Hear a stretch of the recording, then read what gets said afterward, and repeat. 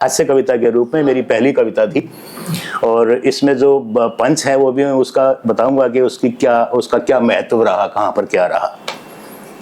बहुत पुरानी बात है, करीब 15-16 साल पहले की बात है कि जब शाहरुख खान ने 6 पैक एब्स दुनिया को दिखलाया, जब शाहरुख खान ने 6 पैक एब्स दुनिया को दिखलाया तो अपना फलता फूलता पेट देखकर हमें भी ये ख्याल आया कि जब 42 के होकर किंग खान तन से चर्बी उतार सकते हैं तो भाई अपने घर में तो हम भी राजा हैं, फिर 2-4 एब्स तो हम भी उभार सकते हैं। आखिर वो भी तो ढलती उम्र से लड़े हैं, फिर हम कहां उनसे 30 साल बड़े हैं। और जब ये नेक विचार हमने अपने एक दोस्त को बतलाया तो हमारी सोच पर उनको बड़ा गुस्सा आया।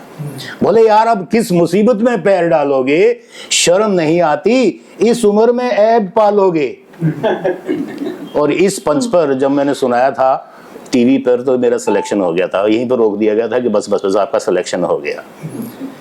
कि अब किस मुसीबत में पैर डालोगे, शर्म नहीं आती, इस उम्र में ऐब पालोगे। मैंने कहा रे ये ऐब नहीं एब्स कहलाता है।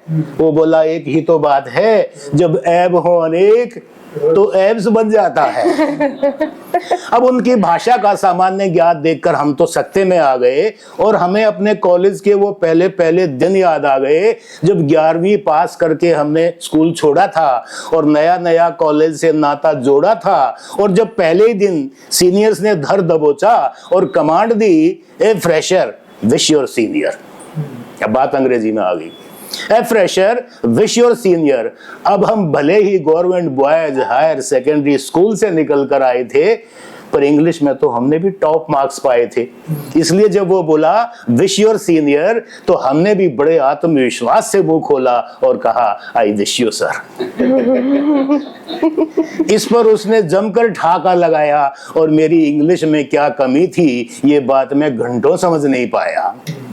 शाम को घर जाकर जब हमने इंग्लिश की किताब खोली तो भैया उसके बाद हमने फिर कभी इंग्लिश नहीं बोली, पर उस वक्त तो 6 पैक एब्स का ऐसा चढ़ा बुखार कि रोज सुबह शाम को जिम और खाने में अपनाया सात्विक आहार। और इस जुगलबंदी की छाप हम पर इस कदर छा गई कि 2 ही हफ्ते में कमर की नाप सेंसेक्स की तरह गिरी और 3 इंच नीचे आ गई। अब मैं आधा समय तो ओपीडी में बैठ पेशेंट्स को संभालता, पेशेंट्स की देखभाल में निकालता था। अब मैं आधा समय तो ओपीडी में बैठ पेशेंट्स की देखभाल में निकालता था और बाकी समय अपनी बार खिसकती पैंट संभालता था।